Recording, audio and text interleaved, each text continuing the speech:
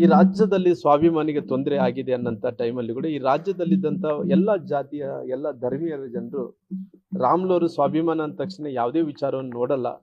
ಅವ್ರಿಗೆ ರಾಜಕಾರಣ ಅನ್ನೋದಕ್ಕಿಂತ ಸ್ವಾಭಿಮಾನ ಬಹಳ ಮುಖ್ಯ ಆಗುತ್ತೆ. ಗೌರವ ಕೊಟ್ಟರೆ ನಾನು ಯಾರ ಮನೆ ಹತ್ರನೂ ಹೋಗಿ ಒಬ್ಬ ಸೇವಕನಾಗಿ ದುಡಿಯೋಕೆ ನಾನು ರೆಡಿ ಇದ್ದೀನಿ. ಹಂಗಾಗಿ ಸ್ವಾಭಿಮಾನಕ್ಕೆ ತೊಂದರೆ ಆಗಿದೆ ಅಂದ್ರೆ ಅವತ್ತು ಕೂಡ ನನಗೆ ಸಹಕಾರವನ್ನು ಕೊಟ್ಟಿದ್ದಾರೆ.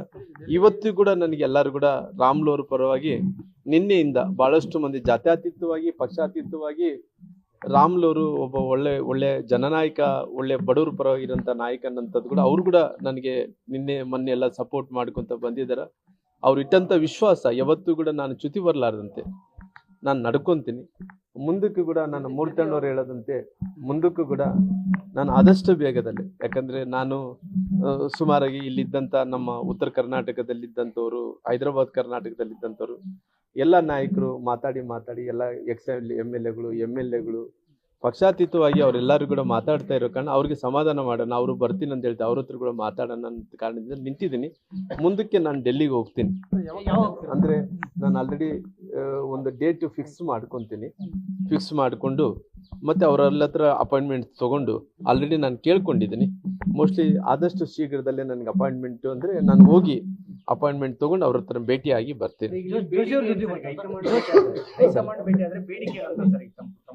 ಸರ್ ಬೇಡಿಕೆ ಇಷ್ಟೇ, ಯಾಕಂದರೆ ನಾನು ನಿನ್ನೆಯಿಂದ ಕೂಡ ನಾನು ಭಾಳಷ್ಟು ಕ್ಲಾರಿಟಿಯಾಗಿ ಹೇಳಿದ್ದೀನಿ ಸರ್.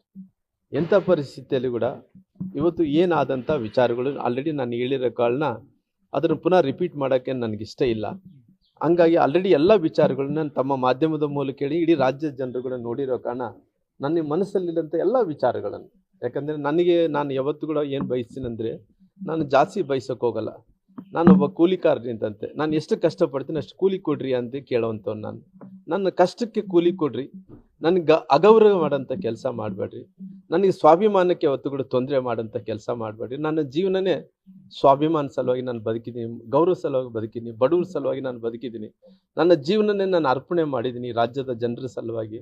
ನನ್ನ ಸ್ವಾಭಿಮಾನಕ್ಕೆ ನನಗೆ ತೊಂದರೆ ಆಗಂತ ಅಪಮಾನ ಮಾಡೋಂಥ ಕೆಲಸ ಮಾಡಿದರೆ ನಾನು ನೋವು ಪಡೋದು ಅದು ಬಿಟ್ಬಿಡ್ರಿ, ಇಡೀ ರಾಜ್ಯದಲ್ಲಿದ್ದಂಥ ಎಲ್ಲ ಜನಾಂಗದವರು ನೋವನ್ನು ಪಡಿತಾರನ್ನಂಥದ್ದು ಎಲ್ಲ ವಿಚಾರಗಳನ್ನು ಕುಲಂಕುಷವಾಗಿ ನಮ್ಮೆಲ್ಲ ಹಿರಿಯ ನಾಯಕರಿಗೆ, ರಾಷ್ಟ್ರೀಯ ನಾಯಕರಿಗೆ ಹೇಳ್ಬರುವಂಥ ಕೆಲಸ ನಾನು ಮಾಡ್ತೀನಿ. ಕೋರ್ ಕಮಿಟಿಯಲ್ಲಿ ನಿಮ್ಗೆ ಅಪಮಾನ ಆಗುವಂತ ಮಾತುಗಳಾದ್ರು, ಸ್ವಾಭಿಮಾನಕ್ಕೆ ಧಕ್ಕೆ ಆಗುವಂತ ಮಾತುಗಳಾದ್ರು, ಆ ಸಂದರ್ಭದಲ್ಲಿ ರಾಜ್ಯಾಧ್ಯಕ್ಷರು ಎಲ್ಲೋ ನಿಮ್ಮ ಪರವಾಗಿ ಬರಲಿಲ್ಲ ನೋಡ್ರಿ, ಎಲ್ಲಾ ವಿಚಾರಗಳನ್ನು ನಾನು ಹೇಳಿದ್ದೀನಿ. ಅಂದ್ರೆ ಅವ್ರು ಸೂಕ್ತನ ಯಾಕಂದ್ರೆ ನಾನು ಇದನ್ನ ಬೆಳೆಸಕ್ ಹೋಗಲ್ಲ. ನಮ್ಮ ರಾಷ್ಟ್ರೀಯ ನಾಯಕರೆಲ್ಲರೂ ಕೂಡ ಹೇಳಿದಾರ, ರಾಜ್ಯ ನಾಯಕರು ಕೂಡ ಹೇಳಿದಾರ. ಯಾಕಂದ್ರೆ ಒಂದು ಸಾರಿ ಮಾತಾಡಿದ್ರೆ ಚಲೋ ಇರ್ತದಾಗ್ಲಿ, ಪದೇ ಪದೇ ಮಾತಾಡಿದ್ರಿಂದ ಆ ಶಬ್ದಗಳಿಗೆ, ಆ ಮಾತಾಡಿದಂಥ ವಿಷಯಕ್ಕೆ ಗೌರವ ಸಿಗಲ್ಲ. ಹಂಗಾಗಿ ನಾನು ಆಲ್ರೆಡಿ ಮಾತಾಡಿದ್ದೀನಿ, ಪುನಃ ಅದನ್ನ ರಿಪೀಟ್ ಮಾಡೋದು ಚಲೋ ಅಲ್ಲ. ಹಂಗಾಗಿ ಅದನ್ನ ಅಲ್ಲೇ ಬಿಟ್ಟು ಇನ್ನು ಮುಂದಕ್ಕೆ ಏನಾಗುತ್ತೆ ಅದ್ರ ಬಗ್ಗೆ ಪಾರ್ಟಿ ಸಂಘಟನೆ ವಿಚಾರದಲ್ಲಿ ರಾಷ್ಟ್ರೀಯ ನಾಯಕರ ಹತ್ರ ಹೋಗ್ತೀನಿ, ಅಪಾಯಿಂಟ್ಮೆಂಟ್ ಕೇಳ್ತೀನಿ, ಎಲ್ಲಾ ವಿಚಾರಗಳು ತಿಳಿಸ್ಕೊಡ್ತೀನಿ. ಒಂದು ಸ್ಪಷ್ಟಪಡಿಸಬಹುದು ಸರ್, ನನಗಿರೋ ಕೋಪ ಪಕ್ಷದ ಮೇಲಲ್ಲ ವ್ಯಕ್ತಿ ಮೇಲೆ ಅಂತ ಹೇಳ್ಬೋದು ಸರ್. ಯಾವತ್ತೂ ಕೂಡ ನನ್ನ ಪಾರ್ಟಿ ಸರ್, ಯಾಕಂದ್ರೆ ನಾನು ಒಂದು ಸಾರಿ ಪಾರ್ಟಿಯನ್ನು ಬಿಟ್ಟು ಹೋಗಿದ್ದೀನಿ ಸರ್. ಪಾರ್ಟಿಯನ್ನು ಬಿಟ್ಟು ಹೋಗಿ ನಾನು ಸ್ವಂತ ಪಾರ್ಟಿಯನ್ನು ಕಟ್ಟಿದ್ದೀನಿ ಸರ್. ಆ ಸ್ವಂತ ಪಾರ್ಟಿ ಕಟ್ಟಂತ ಟೈಮಲ್ಲಿ ಮೊಣಕಾಲ್ಮೂರಲ್ಲಿ ಕೂಡ ಅವತ್ತು ತಿಪ್ಪೇಸ್ವಾಮಿ ಅವರು ಏನಿದ್ರು ನನ್ನ ಪಾರ್ಟಿ BSR ಪಾರ್ಟಿನಿಂದ ಗೆದ್ದಿದ್ದರು ಸರ್.